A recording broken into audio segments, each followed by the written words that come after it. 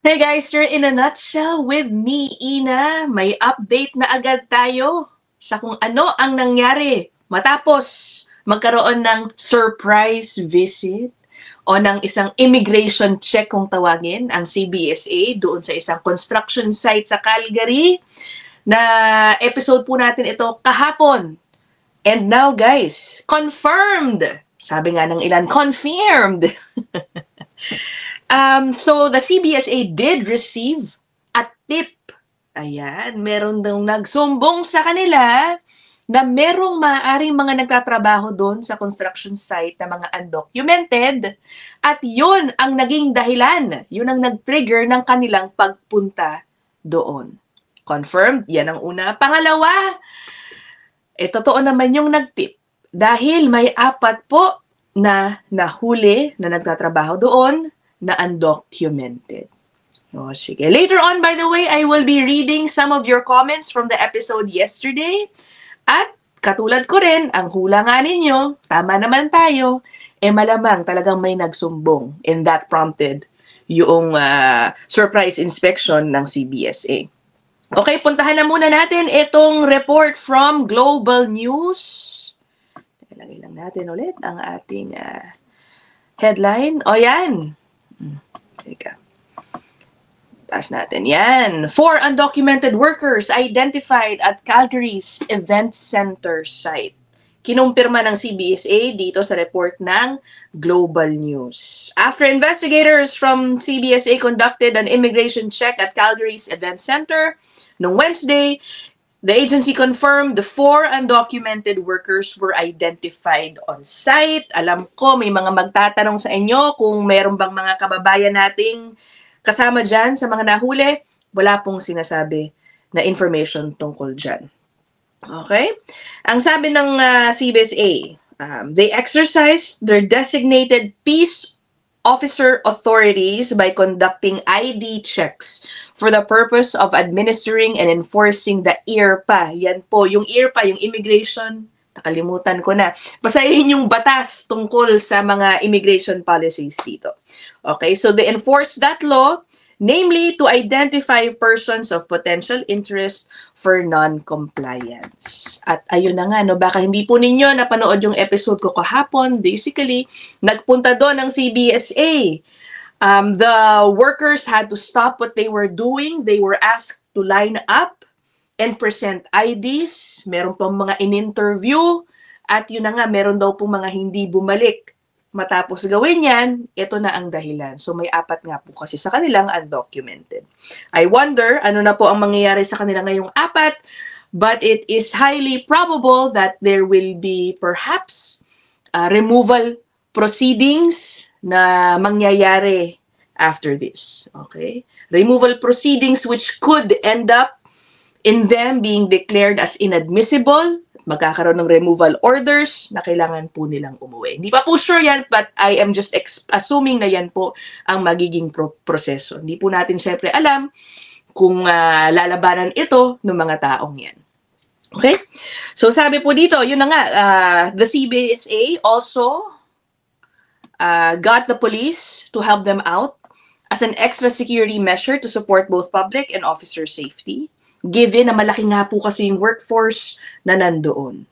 Ito na ang sinabi, no, confirming na may nagsumbong. CBSA confirmed to Global News late Thursday that it received a tip indicating that a number of individuals might be working at the Calgary worksite, which prompted this investigation. Okay. Investigation. AKA, talagang pinuntahan nila. O, ganun talaga mangyayari.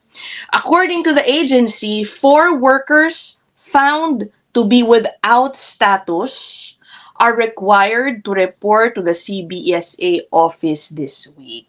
Okay? So, I guess they were not detained kasi papareport sila sa CBSA pa. Ensuring that those who are inadmissible leave the country is critical to the integrity of Canada's immigration system. Sabi daw po ng spokesperson ng CBSA. So in short, ang ini-imply nito, yung mga inadmissible dapat umaalis. Okay? Sinabi rin daw nung statement ng CBSA Workplace investigations are not frequently used o hindi naman daw madalas, with approximately 5 to 6 lang ang sinasagawa per year. Oh, okay ba kayo doon? 5 to 6 lang naman daw ang ginagawa nilang mga ganitong uri ng investigations kada taon. Feeling ko ang daming mga tips eh. So, I guess pinipili rin talaga nila, syempre, no? Kung ano ang aaktuhan nila sa mga tip na yan. Siguro they couldn't really turn a blind eye on this specific tip because it involves a big project in the city at malaki yung workforce dyan. Diba? Kasi I think it's a government project maybe, no? Is it not? Kung city center? I might be wrong. Okay. Yung mayor po ng Calgary, meron na ring statement. Si Mayor Gondek, Jyoti Gondek. Sabi, she has spoken with the Prime Minister's office and Canada's Public Safety Minister with questions regarding how the site visit was managed and if there are protections for the workers. Yan, o, tingnan nyo, no? Even if merong mga undocumented doon, officials in Canada still want to make sure that their rights are still protected.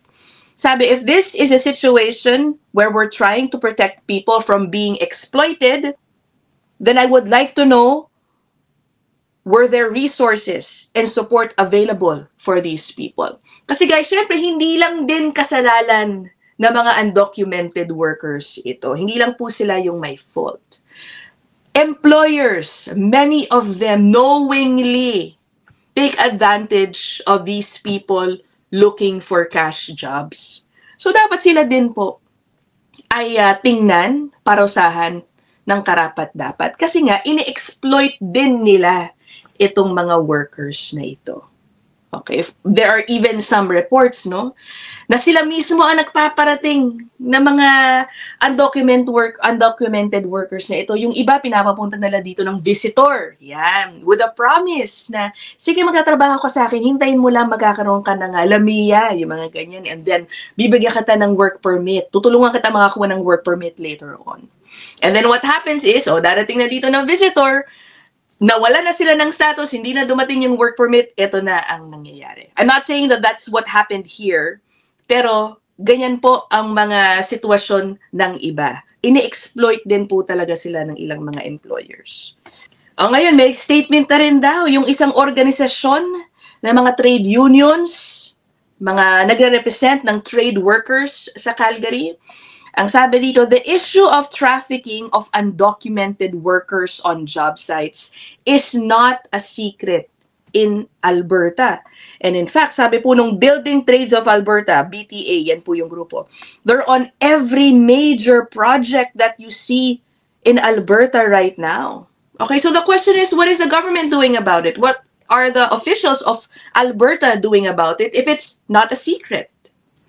Ayun, ang sinisisi po ng grupo yung lowest bid. Kasi syempre nga naman, kapag merong isang government project o may isang proyekto na kailangan gawin, ipapabid yan. And the one with the lowest bid will secure that project kung sinong contractors ang gagawa. So dahil nagpapababaan ng presyo para sila ang makakuha ng proyekto, ang sabi ng grupo ng mga trade workers, they have to find ways to cut corners. Ibig sabihin, kailangan nilang magtipid pag gagawin na nila yung proyekto, and that is pushing them to hire undocumented workers perhaps who are willing to take lower pay. Diba? Unfortunately. Ngayon, puntahan na po natin yung mga comments ninyo. Okay, hold on. Let me take this report out. Maraming salamat dun sa mga nanood ng ating episode. I will be reading some lang. Siyempre, hindi po lahat ang mababasa natin. Una, ito, si Rihanna Carla Morgan.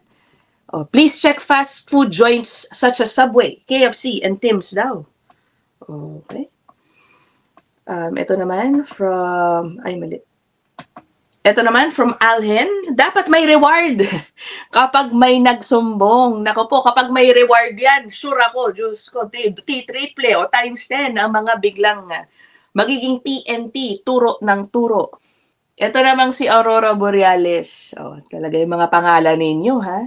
Sa mga warehouses din, ang daming TNT workers. Sabi ni RB, it's okay na mag-inspect ang CBSA kasi unfair din sa mga legal na worker at nagbabayad ng tax sa construction industries na nawala ng trabaho. Tapos, ang mga walang papel pa ang napipili instead of yung may mga papel. Lalo na daw yung isang grupo, yung mga Indiano, sabi niya. Yung immigration lawyer nagsasalita na wala namang basihan, sabi niya.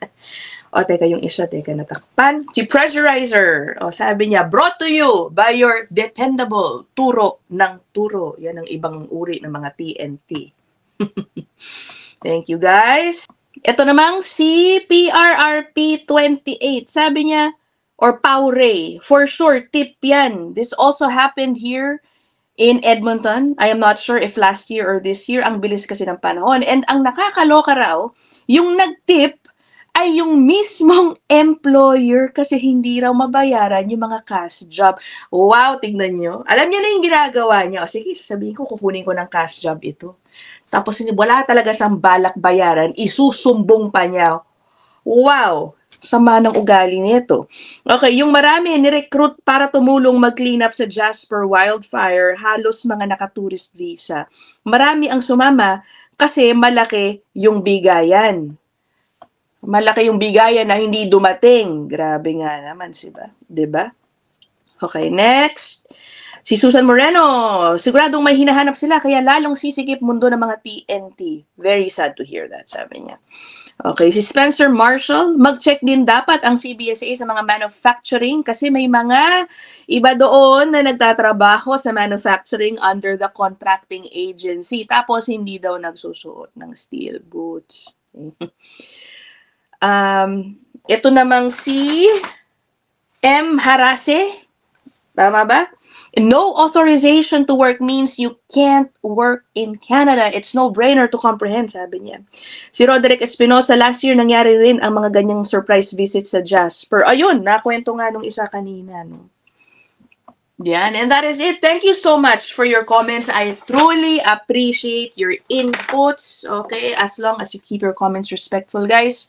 Walang problema dyan, kahit opposing views pa tayo. Okay, I guess before I end na lang, point out lang natin, yung last episode ko, di ba, ang thumbnail ko doon, tinanong ko, so does this mean na baka more to come na mga immigration checks? Well, kung pagbabatayan lang po natin yung official response, no, na sinabi nung CBSA doon sa Global News Report, sabi ng CBSA, they do not do it frequently. In fact, 5 to 6 lang daw ang ginagawa nila every year ng mga ganitong uri ng investigation. Kung yun ang ating pagbabatayan, then it appears, I guess, yung sagot sa tanong ko kahapon ay walang wide-scale operation na ginagawa ngayon ng CBSA. Na tipong talagang mga nagkalat na, gagamitin nila yung sinasabing 1,000 personnel na bagong hire nila para kumatok sa mga iba't ibang mga workplaces. Kung yun ang pagbabatayan natin, mukhang walang ganon. It seems like they really tend to work from tips. Okay. It seems like ang tendency talaga po nila ay a-action na mga ganito kung may sumbong. Okay. But then, isipin natin, syempre, announce ba nila na merong wide-scale operation? Kasi posibleng sasabihin lang din nila, no, wala, we don't do it frequently. 5 to 6 lang a year ang ginagawa nun. Para syempre, hindi makapag-prepare. Hindi makapag-prepare, hindi sila maabangan nung ilan, lalo na yung mga employers who are exploiting these workers. Anyway, let me know what you guys think. I will end this episode here. I'll see you guys in the next one. Bye!